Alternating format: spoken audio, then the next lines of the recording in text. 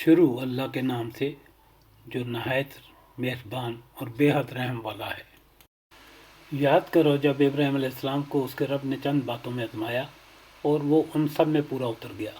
تو اس نے کہا میں تجھے سب لوگوں کا پیشوا بنانے والا ہوں۔ ابراہیم علیہ السلام نے عرض کیا اور کیا میری اولاد سے بھی یہی وعدہ ہے؟ اللہ تعالیٰ نے جواب دیا میرا وعدہ ظالموں سے متعلق نہیں ہے، اور یہ کہ ہم نے کعبے کو لوگوں کے لیے مرکز اور امن کی جگہ قرار دیا تھا اور لوگوں کو حکم دیا تھا کہ ابراہیم علیہ السلام جہاں عبادت کے لیے کھڑا ہوتا ہے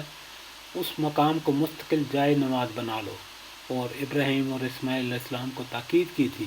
کہ میرے گھر کو طواف اور اعتکاف اور رکوع و سجدہ کرنے والوں کے لیے پاک رکھو، اور یہ کہ ابراہیم علیہ السلام نے دعا کی اے میرے رب اس شہر کو امن کا شہر بنا دے، اور اس کے باشندوں میں جو اللہ اور آخرت کو مانے انہیں ہر قسم کے پھلوں کا رزق دے۔ جواب میں اس کے رب نے فرمایا اور جو نہ مانے گا دنیا کی چند روزہ زندگی کا سامان تو میں اسے بھی دوں گا، مگر آخر کار اسے جہنم کی طرف گھسیٹوں گا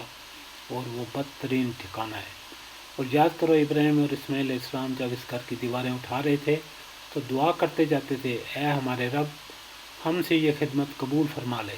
تو سب کی سننے والا اور سب کچھ جاننے والا ہے، اور اے رب ہم دونوں کو اپنا متی اور فرما بردار بنا، ہماری نسل سے ایک ایسی قوم اٹھا جو تیری متی اور فرما بردار ہو، ہمیں اپنی عبادت کے طریقے بتا اور ہماری کوتاہیوں سے درگزر فرما، تو بڑا معاف کرنے والا رحم فرمانے والا ہے۔ اے رب ان لوگوں میں خود انہی کی قوم سے ایک ایسا رسول اٹھائیو جو انہیں تیری آیات سنائے، ان کو کتاب اور حکمت کی تعلیم دے